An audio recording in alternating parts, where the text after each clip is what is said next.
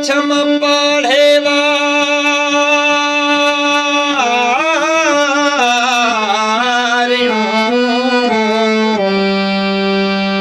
पुछम पढ़े वारियूं त सजण कीअं आहिनि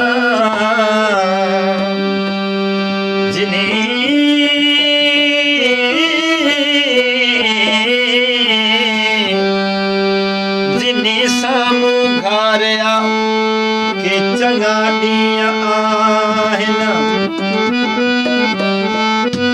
चयाऊं ए चरिया पुछी थो कंहिंजो उन्हनि खे त लॻी विया यरकानी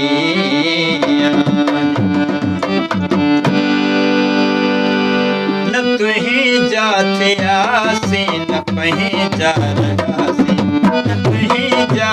थियासीं न पंहिंजा रहासीं अकेला हुयासीं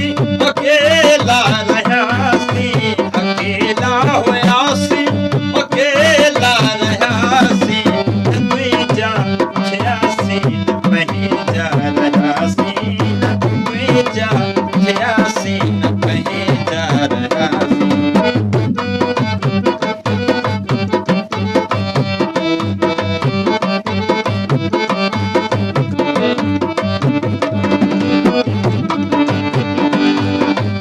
इबादत जो मन में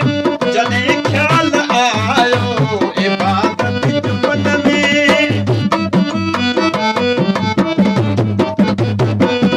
इबादत जो मन में जॾहिं ख्याल आयो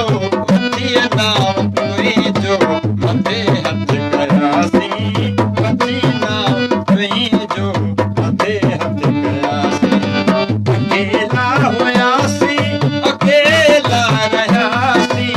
अकेला हुयासीं अकेला रहियासीं तुंहिंजा थियासीं न पंहिंजा रहियासीं न तुंहिंजा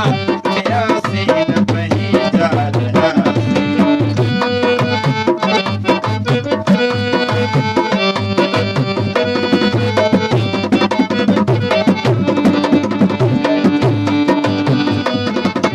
असां जूं निगाहूं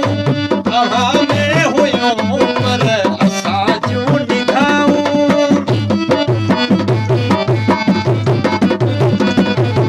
असां जूं निगाहूं तव्हां में हुयूं पर तव्हांजी नज़र में असीं न हुयासीं तव्हांजी नज़र में असीं न हुयासीं अकेला हुयासीं अकेला रहियासीं अकेला हुयासीं अकेला रहियासीं न तुंहिंजा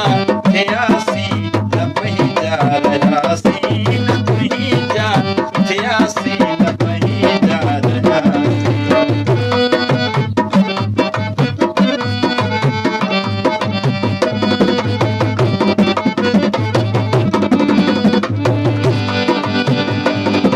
उदास एॾो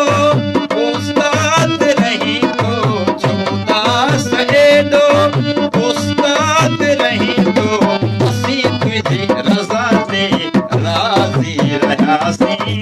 असीं तुंहिंजी रज़ा ते राज़ी रहियासीं